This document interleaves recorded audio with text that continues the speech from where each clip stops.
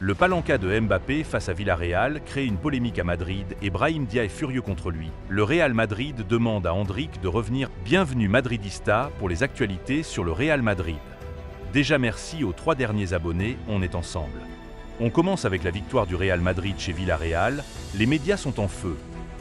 Pour As, le titre et cela fonctionne. Le nouvel entraîneur du Real Madrid a renforcé la défense de l'équipe avec 2 matchs consécutifs sans encaisser de but en Liga. Le pressing haut de Mbappé et Vinicius est de retour, tout comme Gullet et Mastantuono, revigorés. Et Marca faisait louange de Mbappé. On est bon les gars, je l'avais demandé, on l'a eu, les joueurs m'ont satisfait. Dès la première minute, le Real créait 2 actions de Mbappé. Je me suis amusé durant tous les matchs. On a rencontré une équipe qui fait beaucoup de pression de dingue et qui est fort physiquement. Beaucoup avaient pensé qu'on allait couler comme d'habitude. Mais on a renversé la situation, surtout Vinicius.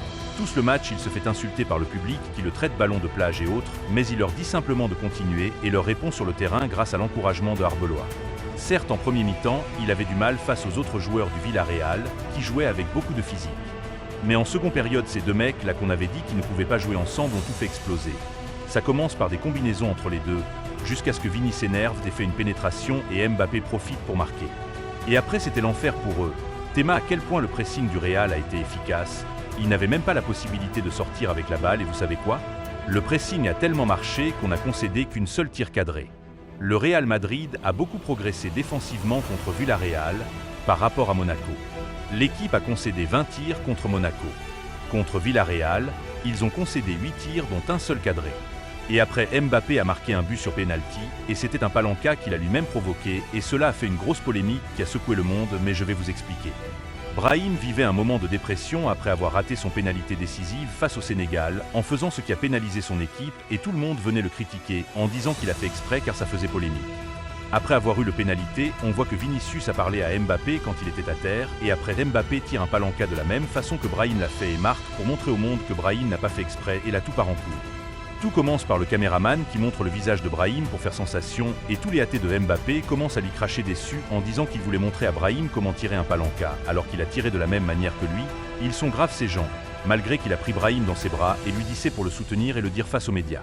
On le clash toujours en disant qu'il est égoïste, qu'il humilie Brahim et tout. Voilà comment en essayant de faire du bien, il cherche toujours une façon pour critiquer notre Mbappé. Et il y a un certain Walid qui vient critiquer Mbappé en disant « Je trouve ça pitoyable ». Brahim Diaz a fait un truc de dingue dimanche dernier. Il a perdu la CN. Et là, Mbappé marque une panenka à la 95e minute contre Villarreal, l'équipe de Pape Gueye, et lui dit « Celle-ci est pour toi, celle-ci est pour toi », alors que l'autre était complètement abattu pendant une semaine. Mbappé veut vraiment être le personnage principal de tous les films. Ce n'est pas ton histoire, Kylian. Laisse les gens gérer leur douleur. Je ne comprends pas. Tu crois vraiment que Brahim Diaz va rentrer chez lui en disant « Kylian m'a fait tout oublier avec son geste, il a montré à tout le monde comment marquer une panenka ». Mon cher Walid, ce que tous les Madrilènes ont à vous dire c'est mêlez-vous de vos affaires et laisse notre groupe tranquille. On aime quand Mbappé et Vinicius ont pris la décision de marquer un palanca pour soutenir Brahim. Et tu sais quoi Walid, après les infos, Brahim est totalement guéri de sa dépression et cette action qui est le soutien de ses coéquipiers et c'est ça qu'on voulait. Il se pourrait que le palanca de Mbappé a vraiment aidé Brahim. Tu n'aurais pas à t'humilier comme ça. Tu vois ce vidéo-là? C'est ça qu'on veut, quand on comprend qu'on est une famille, on va tout prendre. Avec ce doublé, Mbappé a dépassé Luis Nazario da Lima di Ronaldo en termes de buts avec 416 buts. Et oui, à seulement 27 ans, Kylian Mbappé compte déjà plus de buts officiels, 416, que des attaquants légendaires comme Ronaldo Nazario, 414, et Thierry Henry, 411. On sait tous qu'il n'y a pas de numéro 9 comme Ronaldo et que le talent de Thierry Henry est inégalé. Cependant, on ne peut nier l'impressionnante carrière que construit Mbappé. Statistiques, titres, récompenses individuelles et régularité. Un talent légendaire. Un joueur tout simplement exceptionnel. Ces deux là vont faire du mal. Kylian Mbappé a obtenu 4 pénaltys en Liga cette saison, un record. Vini Junior en a obtenu 2, à égalité avec un autre joueur pour le 3e meilleur total. Vini Junior embrasse à Kylian Mbappé après le match contre Villarreal. Tu es le meilleur au monde. Il a eu le titre homme du match. Kylian Mbappé a reçu 13 titres d'homme du match cette saison.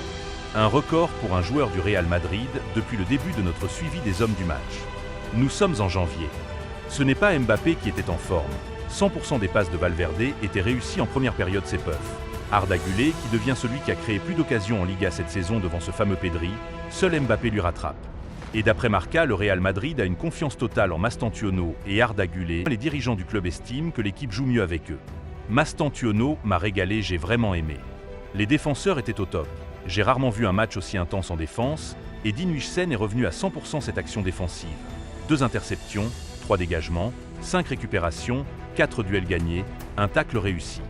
Dean Huijsen a été excellent face à Villarreal. Le Real Madrid est la seule équipe d'Europe à n'avoir concédé aucun tir cadré en première mi-temps lors d'un match en 2026. Courtois a été incroyable, et cela il a fait 150 clean sheets en Liga. Avant de parler d'Hendrick, si tu es arrivé jusqu'ici, mets un cœur et abonnez-vous. Hendrick a tout défoncé en Ligue 1, il est parti chez Metz marquer tous buts et prend l'homme du match. Premier but, Pichenet et met tout le monde d'accord. Deuxième but mais refusé, et réussit à le marquer en contre-attaque. Puis pénalty direct, il est la star. Hendrick en 3 matchs avec Lyon. 4 buts, une passe décisive, un pénalty obtenu, 15 dribbles réussis, 5 occasions créées. Le triplé d'Hendrick avec Lyon contre Metz est considéré comme la 2e meilleure performance en Ligue 1 cette saison. Selon Perplexity, Joao Neves vs Toulouse, 2e Hendrick vs Metz, 3e Esteban Le Paul vs Strasbourg. Vinicius poste ses performances en story, ça c'est le nombre de minutes qu'il faut à Hendrick pour marquer. Commentateur de Ligue 1, il est très difficile de croire que le Real Madrid n'ait accordé que 99 minutes de jeu à Hendrick durant toute la saison. Et Lyon veut nous le voler. Lyon veut prolonger le prêt d'Hendrick. D'après Tespne Brasil, l'entraîneur Paulo Fonseca a demandé à l'OL de tout faire pour pouvoir garder Hendrick plus longtemps. Et d'après Mario Cortegana, Hendrick souhaite avoir une réelle chance de montrer son meilleur niveau la saison prochaine.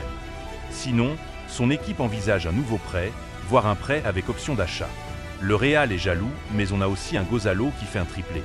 Et voici leur note à eux deux à chaque triplé. 2 étoiles du Real Madrid, Hendrick, mes plus grandes idoles.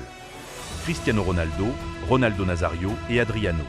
La femme de Vinicius était dans le match retour. Vini était bien représentée. D'après Polymarket, on a 42% de chances de remporter la Liga cette saison. Regarde à quelle heure Arbeloa va à l'entraînement après le match, 6h57. Sergio Ramos, via un fonds d'investissement, est sur le point de racheter Séville. Un accord verbal a été conclu. Enzo Alves, le fils de Marcelo, a signé aujourd'hui son premier contrat professionnel avec le Real Madrid. Considéré comme un grand talent d'avenir, Enzo s'inscrit dans le projet à long terme du Real Madrid. On finit avec Mastantuono qui parle de Vinicius. Le mauvais moment de Vini Junior. Je n'aime pas parler de mauvais moment. Je pense que Vini est un joueur qui excelle depuis longtemps et qui figure parmi les meilleurs au monde. Comme tout footballeur, il lui arrive d'être moins performant qu'on l'espérait. Le problème avec un joueur de ce calibre, c'est que lorsqu'il n'est pas à son meilleur niveau, 9 sur 10 ou 10 sur 10, il est critiqué, il en prend plein la figure. Je ne pense pas qu'il ait eu de mauvais moments. Il a eu des matchs moins brillants, certes, mais pas mauvais à mon avis. Je ne l'ai jamais vu en difficulté. Si vous aimez savoir plus, abonnez-vous.